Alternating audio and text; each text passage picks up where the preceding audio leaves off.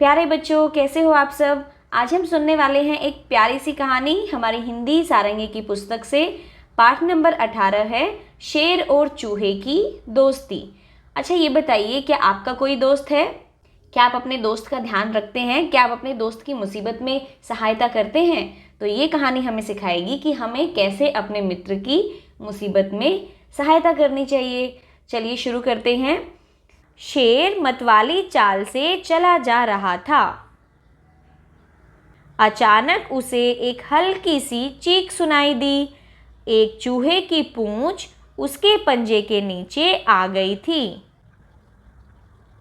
शेर ने अपना पैर हटाया। चूहा फुदक कर झाड़ियों में चला गया। एक दिन शिकारी ने शिकार पकड़ने के लिए जाल बिछाया। उस जाल में शेर फंस गया। वह जोर जोर से दहाड़ने लगा। जंगल में रहने वाले हाथी, भालू, हिरण, खरगोश, लोमड़ी, बंदर और अजगर समेत सभी पशु पक्षियों ने दहाड़ सुनी, पर कोई भी शेर की सहायता को नहीं आया। हाँ, चूहा जरूर भागा भागा वहां आया। वह अपने पैने दांतों से जल्दी जल्दी जाल कुतरने लगा।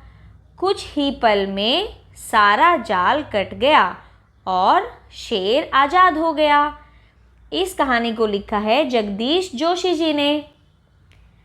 अब करते हैं इसका अभ्यास बातचीत के लिए। क्या आप एक दूसरे की सहायता करते हैं? कैसे? तो आप अपने मित्रों की कैसे सहायता करते हैं ये तो आप खुद ही बता पाएंगे। शेर के दांत भी तो पैने होते हैं, फिर उसने खुद ही जाल को क्यों नहीं कुतर डाला? शेर के दांत जो होते हैं वो चीरने फाड़ने के लिए होते हैं, जबकि चूहे के दांत छोटे होते हैं और उससे अच्छे से कुतरा जा सकता है। इसलिए शेर अपने जाल को नहीं कुतर सका। शब्दों का खेल याद कीजिए कि कहानी में किसने क्या किया और नीचे दिए गए वाक्यों को पूरा कीजिए। डैश मतवाली चाल से चला जा रहा था। शेर। डैश ने अपना पैर हटाया। शेर ने। डैश ने शिकार पकड़ने के लिए जाल बिछाया। शिकारी ने। डैश भागा भागा वहां आया। चूहा। तो ये आप भरेंगे। अब है, इस कहानी से हमने जाना कि चूहा अपने मित्र शेर को बचाने के लिए जाल कुतर सकता है। बताइए कि दिए गए जानवर अपने मित्रों के लिए क्या क्या कर सकते हैं। चूहा जैसे जाल कुतर सकता है। बिल्ली अपने मित्रों के लिए क्या कर सकती है? दूध लेकर आ सकती है। बंदर उछल कूद कर सकता है। मछली तैरना सिखा सकती है। चिड़िया दाना ला सकती है। और शेर सबको डरा सकता है, क्योंकि शेर जंगल का राजा होता है। अब है प्रश्न नंबर 3। आपके सबसे अच्छे मित्र का नाम क्या है? आप उसके साथ क्या क्या करते हैं? तो यहाँ आप लिखेंगे मेरे सबसे अच्छे मित्र का नाम। यहाँ अपने मित्र का नाम लिखेंगे है। आप उसके साथ क्या क्या करते हैं? मैं उसके साथ खाना खाता हूँ, मैं उसके साथ खेलने जाता हूँ, मैं अपने स्कूल का काम भी उसी के साथ करता हूँ, मैं हमेशा उसी के साथ बैठता हूँ, है ना। इस तरह से आप सेंटेंसेस लिखेंगे। अब है मित्र शब्द में त्र आया है। नीचे कुछ शब्द दिए गए हैं जिनमें त्र आया है, उनको छांटकर नीचे लिखिए। तो त्र वाले शब्द हमें छांटकर लिखने हैं। पत्र, ये लिखना है। दोस्त, इसमें त्र नहीं है। पात्र, पात्र होता है बर्तन। कमल, इसमें नहीं है। त्रिकोण, ये त्रिकोण है, इसमें त्र आया है। त्रिशूल, ये त्रिशूल है, इसमें भी त्र आया है। मक्खी, मक्खी में त्र नहीं है। अचार में भी नहीं है। और वस्त्र यानी कि कपड़े में भी है, तो हम इस पर भी सर्कल करेंगे और हम इनको नीचे छांटकर यहाँ पर लिखेंगे। ठीक है। अब है अगला पेज पहेली। बिना पंख ही उड़ जाती, बांध गले में डोर, खींचो तो ऊपर चढ़ जाती, रहे हाथ में छोर। तो ऐसी क्या चीज़ है जो हम जितना खींचे उतना ऊपर जाती है? पतंग। बिना पंख के ही उड़ जाती है ना। अच्छा, ये बताइए, एक थाल मोती से भरा, सिर के ऊपर औंधा धरा, जैसे जैसे थाल फिरे, मोती उससे एक न गिरे। तो ये है आकाश। आकाश में बहुत सारे तारे होते हैं, उन्हीं को मोती कहा गया है।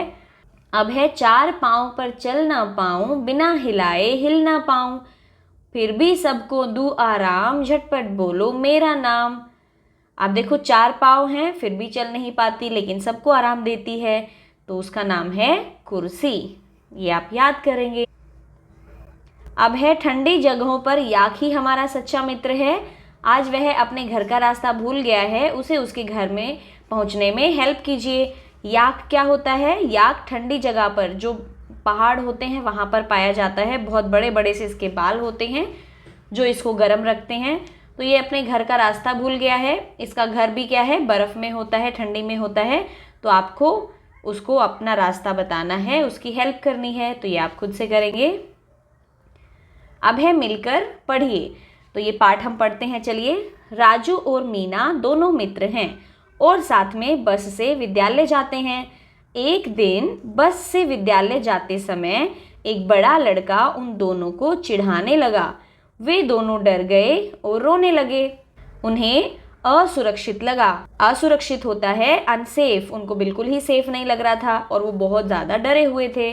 जब हमारे आसपास कोई खतरा हो या जब कोई हमें नुकसान या चोट पहुंचाने का प्रयत्न करे, तब हम अपने को असुरक्षित महसूस करते हैं। असुरक्षित मतलब अनसेफ। जब भी हमें लगता है कि कोई हमें कुछ कर देगा, है ना, हम डरने लगते हैं, हमें चोट पहुंचाने की कोशिश कोई करता है तो हमें असुरक्षित लगता है।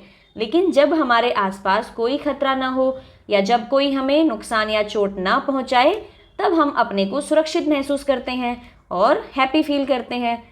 यहाँ पर कुछ उदाहरण दिए गए हैं। आपको राजू और मीना को यह बताने में सहायता करनी है कि कौन सा उदाहरण सुरक्षित है और कौन सा असुरक्षित। तो हमें उनको बताना है कौन सी चीज़ सुरक्षित है, कौन सी असुरक्षित है। आपके पिताजी आपके साथ खेल रहे हैं, तो क्या ये सुरक्षित है? हाँ, ये सुरक्षित है। आपका मित्र आपको मारता है, जब कोई हमें मारता या चोट पहुंचाने की कोशिश करता है तो वो तो असुरक्षित होता है, इसलिए हम क्रॉस करेंगे। बाजार जाते समय आपकी माँ के हाथ से आपका हाथ छूट जाता है, तो क्या ये असुरक्षित है? बिल्कुल, इसलिए हम क्रॉस लगाएंगे, क्योंकि बाजार में बहुत भीड़ होती है। अगर आपका हाथ आपकी माँ के हाथ से छूट गया तो आप गुम हो सकते हैं। अब है चित्र और बातचीत। यहाँ कुछ चित्र दिखाए गए हैं आपको, वो देखेंगे और बातचीत करेंगे। ये खेल कूद का चित्र है। यहाँ बच्चे अलग अलग खेल खेल रहे हैं। कोई पेड़ पर चढ़ रहा है, कोई गिल्ली डंडा खेल रहा है ना, कोई बॉल से खेल रहा है और कोई कंचे खेल रहा है। तो इस चित्र को आप देखेंगे और अपने मित्रों से बात करेंगे। यहाँ कुछ बच्चे पतंग उड़ा रहे हैं, ये बच्चे बैडमिंटन खेल रहे हैं। ठीक है, इस तरह से आप पिक्चर को ध्यान से देखेंगे और अपने अपने दोस्तों को बताएंगे। उसके बाद आपको कुछ प्रश्नों के उत्तर भी देने हैं बातचीत के लिए। चित्र में कितने बच्चे दिख रहे हैं? 17। उसको हम गिनती में ऐसे लिखेंगे और लिखेंगे 17। अब है इस चित्र में बच्चे कौन कौन से खेल खेलते हुए दिखाई दे रहे हैं, तो हमने उस पर बात की थी। आप भी ऐसे ही बात करेंगे। ये सिर्फ बातचीत के लिए है, इसमें आपको लिखना नहीं है। इन खेलों के अलावा कौन से खेल आपने खेले हैं, उनके नाम और खेलने का तरीका बताइए, तो ये आप अपनी कक्षा में बताएंगे। अब है शब्दों का खेल। चित्र में बहुत से खेल दिखाई दे रहे हैं। कुछ खेलों को अकेले खेला जाता है, कुछ को 2 लोगों के जोड़े में और कुछ को खेलने के लिए बड़े समूह की आवश्यकता होती है। यानी कि कुछ खेल तो हम अकेले खेल सकते हैं, कुछ 2 लोग खेलते हैं और कुछ बहुत सारे लोगों को खेलने की ज़रूरत होती है। चित्र देखकर बताइए कि कौन कौन से खेल खेलने के लिए कितने लोगों की आवश्यकता होती है। अकेले खेले जाने वाले खेल, अकेले हम कौन कौन से खेल खेलते हैं? अकेले हम मोबाइल पर खेल खेलते हैं। खेलने वालों की संख्या कितनी होती है? 1। 2 के जोड़े में खेले जाने वाले खेल कौन कौन से हैं? लूडो है, कैरम बोर्ड है ना। इसमें कितने लोग खेलते हैं? 2। और समूह में हम आँख मिचौली खेलते हैं, तो इसमें खेलने वाले कितने भी हो सकते हैं। ठीक है, ऐसे ही क्रिकेट खेलते हैं, उसमें भी हम बच्चे कितने ही खेल सकते हैं। आप अपने मित्रों के साथ कौन सा खेल खेलना पसंद करते हैं, उस खेल को कैसे खेलते हैं, ये आपको लिखना है। मैं अपने मित्रों के साथ, यहाँ आप अपने खेल का नाम लिखेंगे। खेलना पसंद करता हूँ, उसको कैसे खेला जाता है ये तो आपको ही बताना पड़ेगा। तो ये था हमारा पाठ, शेर और चूहे की दोस्ती। मिलते हैं अगले पाठ में, तब तक स्वस्थ रहिए, सीखते रहिए।